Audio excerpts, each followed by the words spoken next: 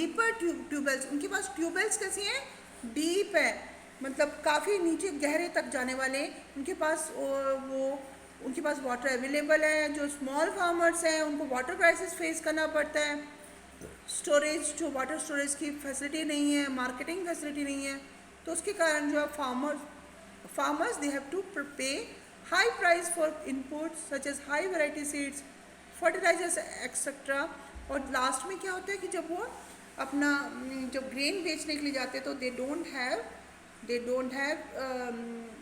Don't get the good price, उनके पास bargaining power नहीं होती क्योंकि प्राइस फिक्स होते हैं।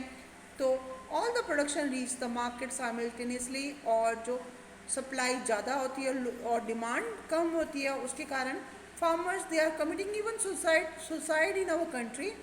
तो यहाँ पर आप ये पढ़ रहे थे अभी कि कैसे food security should be there, और खाद्य सुरक्षा को कैसे मेंटेन कर सकते हैं। अब नाम पढ़ेंगे हम impact of globalisation on agriculture. Globalisation word जो है ग्लोब से रिलेटेड है। ग्लोब क्या होता है, ग्लोब है पूरा होल, मतलब यूनिवर्स जो है आपका globe, earth is a globe ना। तो वहाँ पर जैसे globalisation means including every country.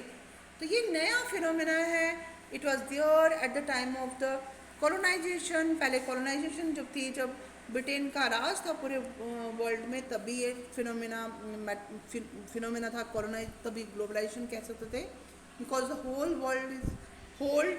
कहते थे ना कि ब्रिटेन का सूरज कभी डूबता नहीं है। तो in the 19th century when European traders they came to India at that time to, जो भारत के स्पाइसेस थे, मसाले थे, वो दूसरे देशों में सेल करते थे, और फार्मर जो थे साउथ इंडिया के, वो ज़्यादा से ज़्यादा स्पाइसेस ग्रो अप करते थे। तो अभी भी ये इम्पॉर्टेंट एक्सपोर्ट आइटम है, इंडिया से होता है। During the British period cotton belts of India attracted the British, और यहाँ पर कॉटन एक्सपोर्ट होने लगा ब्रिटेन को एज अ रॉ मटेरियल। और यहाँ पर टेक्सटाइल इंडस्ट्रीज जो ब्रिटेन में थी, जो कपड़ा उद्योग था, वो that was fully dependent on it, जैसे cotton textile industry in Manchester and Liverpool, ये सब फ्लॉरिश हुई थी due to the availability of good quality cotton from India. Bharat से क्या मिल रहा था उनको, अच्छी क्वालिटी का कॉटन मिल रहा था।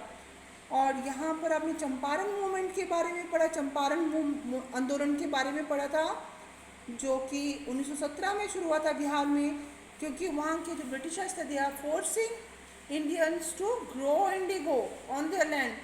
और जबकि उनका जो अपना राइस वगैरह जो उगाते थे, उनको उन क्रॉप्स को उगाने नहीं दिया जाता था, और they are force to grow crops, grow rice, sorry Indigo.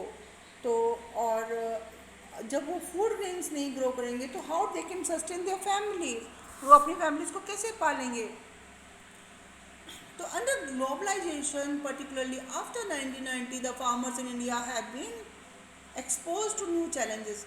Despite being an important producer of rice, Bharat rice, cotton, rubber, T, coffee, jute और स्पाइसेस का एक उत्पादक देश है। ये सारे जो एग्रीकल्चरल प्रोडक्ट हैं वो क्या कर सकते हैं, they will not be able to compete with the developed countries because of the highly subsidise agricultural in those countries. देखो वहाँ पर ना बहुत सारी सब्सिडी दी जाती है, सब्सिडी मतलब रियायतें दी जाती हैं एग्रीकल्चर के लिए, कृषि के लिए, और भारत में इतनी ज़्यादा रियायतें नहीं दी जाती।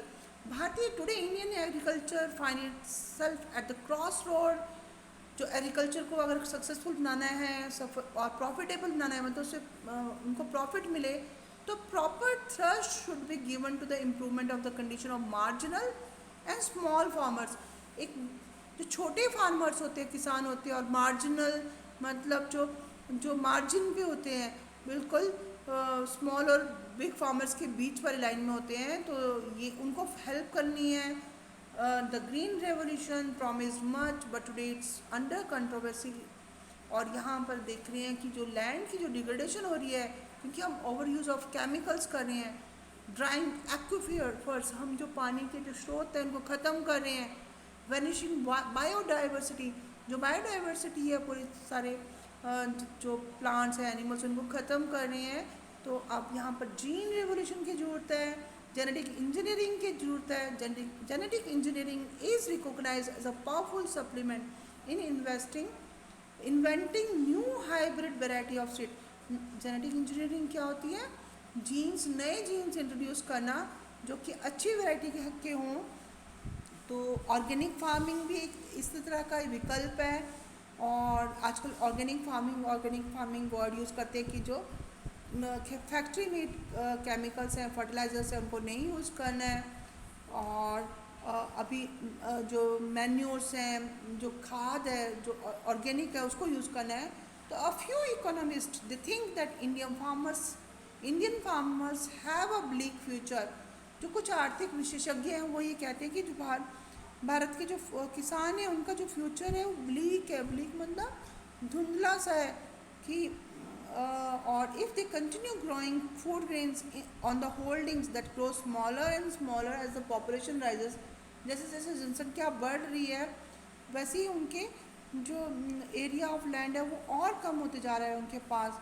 तो India's rural population which is about 600 million, और जो किस पर डिपेंड करती है, 250 million hectare of agricultural land. और एक पर्सन के पास लेस देन 1 हेक्टेयर है। तो Indian farmer should diversify their cropping patterns. अब उनको अपना क्रॉपिंग का जो पैटर्न है उसको बदलना पड़ेगा। From cereals to high value crops. जो सीरियल्स जो होते हैं, जो अनाज है, उससे बदल करके उनको हाई वैल्यू क्रॉप्स, ऐसी क्रॉप्स, ऐसी फसलें जिससे ज़्यादा उनको पैसा मिल सके और इनकम बढ़े और साथ में एनवायरनमेंट भी डिग्रेड नहीं हो। This will increase income and reduce environment degradation. Fruits, medicinal herbs, flowers, vegetables, biodiesel crops. जैसे ये बायोडीजल वर्ड जो यूज़ हुआ है, जट्रोफा और जोजोबा, ये मतलब diesel is produced by the these crops. Okay, तो दे हैव टू ग्रोन, और इसमें ज़्यादा इरिगेशन की ज़रूरत नहीं होती, सिंचाई की आवश्यकता नहीं होती जैसे राइस और शुगर केन में चाहिए होती है। तो भारत का जो क्लाइमेट है डाइवर्स क्लाइमेट है, तो यहाँ पर change in cropping pattern is required. Cereal to high value crops. India को क्या करना पड़ेगा? India will have to, otherwise India will have to import food. जो 1960 की बात थी, तो यहाँ पर इस समय लग रहा था कि ऐसा ही होगा। अगर इंडिया इंपोर्ट करेगा सीरियल्स और एक्सपोर्ट करेगा हाई वैल्यू कमोडिटीज़, तो ये सक्सेसफुल इकोनॉमी बन जाएगा, like Italy, Israel and Chile. तो ये जो कंट्रीज़ हैं ये क्या करती हैं? Farm products, fruits, olives, seeds और वाइन्स, और ये एक्सपोर्ट करती हैं और साथ में इंपोर्ट सीरियल्स इंपोर्ट करती हैं। क्या हम इस रिस्क को लेने को तैयार होंगे? ये हम इशू, डिबेट का इशू है।